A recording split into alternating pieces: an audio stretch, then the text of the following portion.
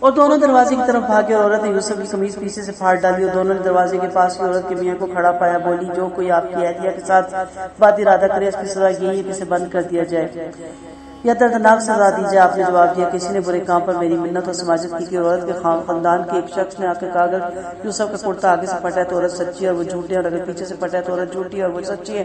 پھر جب اس کے درمیان نے یوسف کی قمیض پیچھے سے پھٹی ہوئی دیکھی تو بولا کہ یہ تو عورتوں کی چالوں میں سے ایک چال ہے. واقعی تمہاری مکاریاں زبردست ہے یوسف, تم اس بات سے درگزر کرو. اے عورت تم بھی اپنے گناہ سے توبہ کرو, سچ مچ تم خطا کار ہو. سو راز چھپانے کا مشورہ دیا اور عورت کو تنبیہ کی. یوسف کو اس بات سے درگزر کرنے کے لیے کہا اس ناگوار بات کا ذکر بھی نہ کرنا, معاف کر دو, اس پہ خاک ڈالو اور ظاہر نہ کرو. اور بیوی کو بھی حکم دیا کہ اس شرمناک حرکت سے توبہ کر لے, آئندہ ایسی حرکت مت کرے. عزیز مصر نرم طبیعت کا اور اچھے اخلاق کا آدمی تھا. اسے معلوم تھا کہ عورت کمزور ہے اور گناہ کی طرف جلدی مائل ہو جاتی ہے. اسے معذور سمجھتے ہوئے اپنی آنکھوں سے منظر دیکھتے ہوئے بھی اس پہ صبر کرنا جو کہ مشکل ہے, پھر بھی اس نے صبر سے کام لیا اور اس کو تنبیہ کی اور اسے معاف کر دیا. شہر کی عورتوں نے کہا کہ عزیز مصر کی عورت جنسی بھوک مٹانے کے لیے اپنے نوجوان غلام کو بہلاتی پھسلاتی رہتی ہے. اس کے دل میں اس نوجوان کی محبت گھر کر کی. ہماری رائے میں سچ مچ ایک کھلی غلطی پر ہے. پھر جب اس نے ان کی یہ چہمگائیاں سنی تو اسے بلوایا اور ان کے لیے ایک محفل منعقد کی اور ایک کو چھری دے کر یوسف کا ذرا ان کے سامنے تو نکلو. پھر جب عورتوں نے آپ کو دیکھا تو آپ کو بڑا جانا اور اپنے اپنے ہاتھ کاٹ لیے اور کہنے لگی ہاشا اللہ, یہ بشر تو ہرگز نہیں لگتا, یہ تو کوئی معزز فرشتہ ہے. عزیز کی بیوی نے جواب دیا یہی تو وہ ہے جن کے بارے میں تم مجھے برا بلا کہا کرتی ہو. میں نے اپنی حاجت بارہ پوری کرنے کے لیے انہیں ہر چند جلایا پھسلایا مگر یہ سچ بچتے ہی رہے. اگر یہ میرا حکم نہیں مانیں گے تو یقیناً قید کر دیے جائیں گے اور بڑے بے عزت ہوں گے. یوسف نے دعا مانگی ہے میرا رب, جس کام کی طرف یہ عورتیں بلا رہی ہیں اس سے تو مجھے قید خانے ہی محبوب ہے. اگر تو ان کی چالیں مجھ سے دور نہیں فرمائے گا تو میں ان کی طرف جھک جاؤں گا اور نادان بن جاؤں گا. پھر ان کے رب نے ان کی دعا سن لی اور ان سے عورتوں کی چالیں ہٹا دی. بلا شبہ وہ خوب سننے والا اور بڑے علم والا ہے. عزیز مصر کی بیوی کی محبت کی داستان جب مصر کے گھر سے نکل کے ہر گھر میں پھیل گئی تو انہوں نے ظاہری بات ہے عزیز مصر کی بیوی کو برا بھلا کہا کہ کتنی ناسمجھ ہے, غلام کی محبت میں اپنے آپ کو اتنا ذلیل و خوار کر رہی ہے. عزیز مصر کی بیوی نے جب یہ باتیں سنی تو سب کو انوائٹ کیا, ایک مجلس منعقد کی, سب کے ہاتھ میں چھریاں دی, پھل رکھا اور کہا جب میں کہوں تو اس وقت پھل کاٹنا. اور ساتھیوں نے کہا پھل کاٹو اور ساتھ ہی حضرت یوسف علیہ السلام کو کہا کہ آپ ان کے سامنے سے گزرے اور اللہ تعالیٰ نے آپ کو اتنا حسن دیا تھا کہ وہ حیران رہ گئی. تو پھل کاٹتے کاٹتے اپنی انگلیاں کاٹ لی اور خبر تک بھی نہ ہوئی اور جو نظروں سے جب وہ اوجھل ہو گئے تب تکلیف کا احساس ہوا. یہ یوسف علیہ السلام کے جمال کا ایک ادنا سا کرشمہ تھا. تو پھر میزبان خاتون بولی اب بتاؤ کیا کہتے ہیں. معراج والی رات میں نبی کریم صلی اللہ علیہ وسلم فرماتے ہیں تیسرے آسمان پر میں یوسف کے پاس سے گزرا. آپ نے فرمایا کہ یوسف کو آدھا حسن عطا کیا گیا. چنانچہ ان عورتوں کو عزیز کی عورت نے جواب دیا بھلا کون ایسا شخص ہوگا جو میرے یوسف کے حسن و جمال اور ان کے چاند جیسے رخ انور کی آب و تاب اور کمال کو دیکھ کر ان سے محبت نہ کرے. اس لیے اگر مجھے ان سے محبت ہوئی تو میں محبت میں حق بجانب اور معذور ہوں. سو بے حیائی کی زندگی سے یوسف علیہ السلام نے جب یہ باتیں سنی تو جیل کو ترجیح دی. آپ عورتوں کے پھندوں سے گھبرائے اور اپنے مقدس ہاتھ اللہ کے آگے پھیلا دیے. کہا اے میرے آقا, عورتوں کے شرمناک ارادوں سے ان کی ان باتوں سے مجھے محفوظ رکھ. اس سے بہتر ہے میں جیل خانے میں چلا جاؤں. مجھے عورتوں کے فریب سے بچا کے رکھ. اے اللہ ایسا وقت مجھ پہ نہ لانا جو میرے لیے باعث سے تنگ اور آر ہو. اگر عورتوں کا فریب مجھ سے دور نہ ہو گیا تو کہ ایسا نہ ہو کہ میں کی طرف مائل ہو جاؤں اور نادانوں جیسی حرکت کر بیٹھوں. اللہ کے نبی کی دعا قبول ہوئی. آپ کو عورتوں کے پھندوں سے بچا لیا گیا اور گناہوں سے محفوظ کر لیا گیا. آپ کو کمال عصمت عطا کی گئی. آپ کی روحانیت اور پاکی کی قربانی کہ آپ باوجود بھرپور جوانی کے باوجود خوبصورتی اور نزاکت کے اور باوجود کمال حسن اور جمال کے تکمیل خواہشات کی دعوت کو ٹکراتے ہی رہے. ایک حسن و جمال والی ملکہ آپ کو بلاتی رہی جس کی خوبصورتی کے ساتھ ساتھ دولت اور ریاست بھی تھی اور یہ لالچ بھی دے رہی تھی, لیکن آپ نے اس کی کوئی بات بھی نہیں مانی اور آپ نے اپنے آپ کو محفوظ رکھا. نبی کریم صلی اللہ علیہ وسلم کا فرمان ہے 7 قسم کے لوگوں کو پروردگار عالم اس دن اپنا سایہ عطا فرمائیں گے جس دن اس کے سائے کے سوا کوئی سایہ نہ ہوگا. مسلمان انصاف والا بادشاہ. نمبر 2 وہ نوجوان جس نے اللہ کی عبادت میں اپنی جوانی گزار دی. وہ شخص جو مسجد سے نکل کر مسجد میں آنے کی دھن میں لگا رہا. جب تک مسجد میں نہ آ جائے، اور وہ دو شخص جو اللہ کے لیے باہم محبت رکھتے ہیں، اس کے لیے دوستی کرتے ہیں اور اسی کے لیے دشمنی کرتے ہیں، وہ شخص جو اس طرح چھپا کر صدقہ دیتا ہو کہ سیدھے ہاتھ کے دینے کی خبر بائیں ہاتھ کو بھی نہ ہو، اور وہ شخص جس کو کوئی خوبصورت منصب والی عورت بلائے اور وہ اللہ کے ڈر سے اس کے پاس نہ جائے، اور جس کو خلوت میں اللہ یاد آ گیا اس کی آنکھیں ڈبڈبا جائیں، یہ سارے لوگ عرش کے سائے تلے ہوں گے۔ یہ تمام نشانیاں دیکھ لینے کے باوجود بھی ان پر یہ بات ظاہر ہوئی کہ کچھ دن کے لیے یوسف کو جیل میں بھیج دیا جائے، اور آپ کے ساتھ دو نوجوان بھی جیل میں آئے۔ ایک بولا میں نے خواب میں دیکھا کہ میں شراب نچوڑ رہا ہوں، اور دوسرا بولا میں نے خواب میں دیکھا کہ میں نے سب پہ روٹیاں لیے ہوئے ہوں جس سے پرندے کھا رہے ہیں۔ بولے آپ ہمیں اس کی تعبیر بتا دیجئے، آپ ہمیں بہت ہی اچھے آدمی معلوم ہوتے ہیں۔ کیسے بہت اچھے معلوم ہوئے کہ آپ اچھے ہیں؟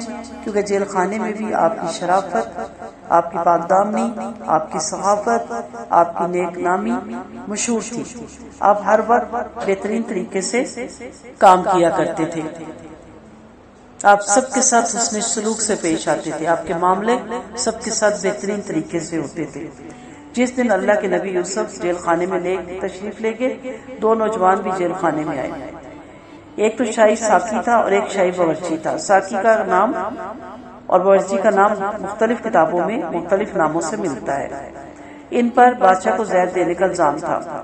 جیل خانے میں یوسف کے اخلاق حمیدہ کا خوب چرچا تھا، سو آپ نے ان سے کہا کہ آپ ہمیں سلجھے ہوئے لگتے ہیں، آپ بتائیں کہ ہم نے ایک خواب دیکھا اور اس خواب کی تعبیر کیا ہوگی۔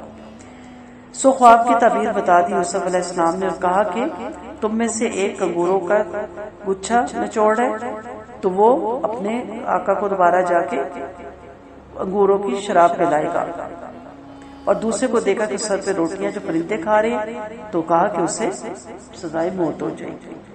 فرمایا تمہیں دیے جانے والے کھانے کے آنے سے پہلے پہلے میں تم کو خوابوں کی تعبیر بتا دوں گا۔ یہ سب ان کی برکت ہے جو مجھ سے میرے پروردگار نے سکھایا۔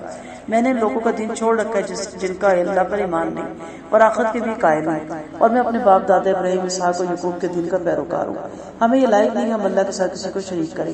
یہ نہ صرف ہم پر بلکہ دیگر لوگوں پہ بھی اللہ کا فضل ہے، لیکن اکثر لوگ نہ قدرے ہی ہیں۔ سو علم تعبیر بتانے سے پہلے انہوں نے تبلیغ کا کام کیا۔ موقع کی مناسبت کو دیکھتے ہوئے جب دیکھیں کہ لوگ آپ کی بات اپنے کسی غرض سے سننے کے لیے تیار ہیں تو اس وقت آپ حکمتوں کے تقاضے کو سامنے رکھتے ہوئے بہترین طریقے سے تبلیغ بھی کر سکتے ہیں۔ یہاں ایک پیغمبر کا بہترین طریقہ ہمیں سیکھنے کو ملتا ہے، کیونکہ ان دونوں نے آپ سے پوچھنا تھا اپنے خواب کی تعبیر، آپ نے ان سے کہا اچھا ہو بیٹھو اس سے پہلے کہ کھانا آ جائے، یعنی کھانا آ رہا ہے، کھانے سے پہلے میں تمہیں تمہاری تعبیر بتا دوں گا۔ اس طرح وہ بالکل خوشی سے بیٹھ کے، اور آپ نے اس سے پہلے تبلیغ کی، مذہب اسلام کی، اور سارا کچھ انہیں بتایا، بعد میں ان کو تعبیر بتائی۔ کہا اے میرے جیل خانے کے ساتھیوں، کیا علیحدہ رہ رہا بہتر ہے یا اکیلا؟ اللہ جو بڑا ہی زبردست ہے، اسے چھوڑ کر جس کی بھی بندگی کر رہی ہو یہ صرف ناموں کی ہی کر رہی ہو جو تم نے تمہارے باپ دادوں نے تجویز کر لی ہے۔ اللہ نے ان کی کوئی سنت نہیں اتاری، حکومت صرف اللہ کی ہے، اس کا حکم ہے اس کے سوا کسی کی بھی عبادت نہ کرو، یہی صحیح دین ہے، لیکن اکثر لوگ اس سے ناواقف ہیں۔ اے میرے جیل کے ساتھیوں، تم میں سے ایک تو اپنے مالک کو شراب پلانے پہ بحال ہو جائے گا، ایک دوسرے کو سولی دے دی جائے گی، پھر پرندے اس کے سر میں سے نوچ نوچ کر کھائیں گے۔ جن خوابوں کے بارے میں تم پوچھ رہے تھے ان کا فیصلہ ہو چکا۔ وقال للذی ظن انه ناج منه اذکرنی عند ربک، آپ نے اس شخص سے جس کے متعلق رہائی کا خیال ظاہر فرمایا تھا کہا کہ آپ اپنے مالک سے میرا بھی ذکر کر دینا، لیکن شیطان نے اسے بھلا دیا کہ آپ کے مالک سے ذکر کرتا، پھر آپ چند سال جیل ہی میں رہیں گے۔ بضع سنین 9 سے 10 سال کا عرصہ ہوتا ہے۔ بادشاہ بولا میں خواب دیکھتا ہوں کہ 7 دبلی گائے 7 موٹی گائےوں کو کھا گئی، اور 7 تر و تازہ بانیاں ہیں اور 7 خشک ہیں۔ معزز درباریوں، مجھے میرے خواب کی تعبیر بتاؤ اگر تم تعبیر بتا سکتے ہو۔ بولے یہ پریشان خواب ہے، ہمیں پریشان خوابی کی تعبیر کا علم نہیں، اور ان قیدیوں میں سے جو رہا ہوا تھا ایک مدت کے بعد اسے یاد آ گیا، وہ بولا میں تمہیں اس خواب کی تعبیر بتا سکتا ہوں، مجھے جانے دو۔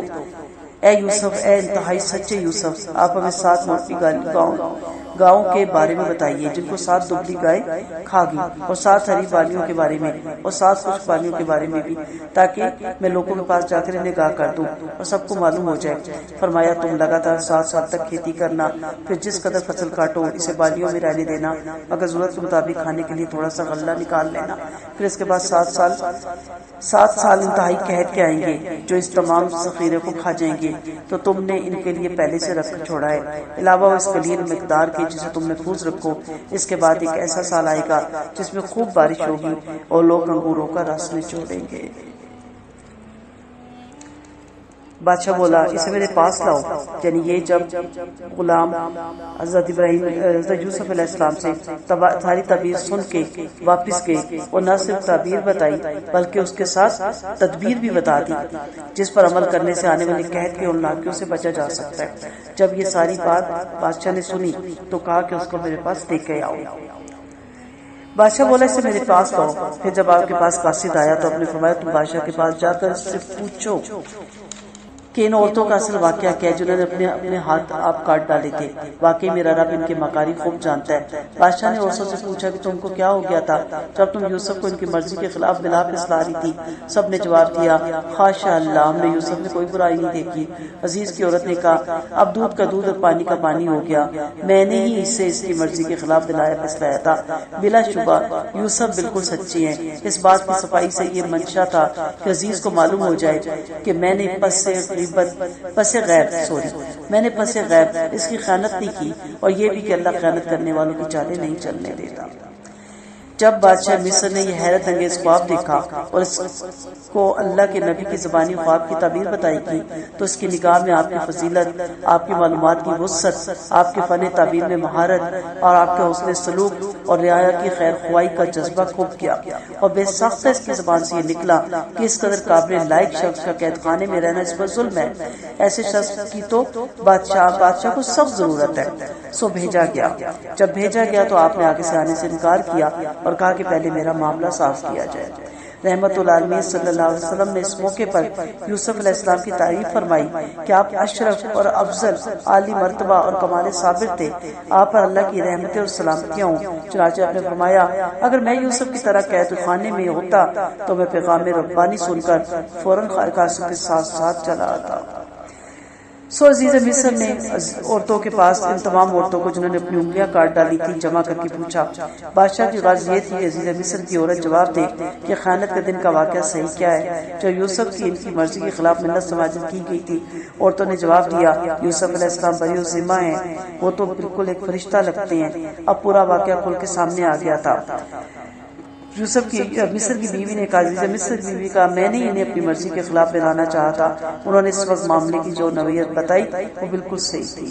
قاصد واپس کرنے کی وجہ یعنی میں نے قاصد اس لیے واپس کیا کہ بادشاہ پر اور عزیز مصر پر میری بے گناہی کھل جائے، تو جو اچھے لوگ ہوتے ہیں ان کے لیے بادشاہت اور عزت سے زیادہ اپنی نیک نامی ہوتی ہے۔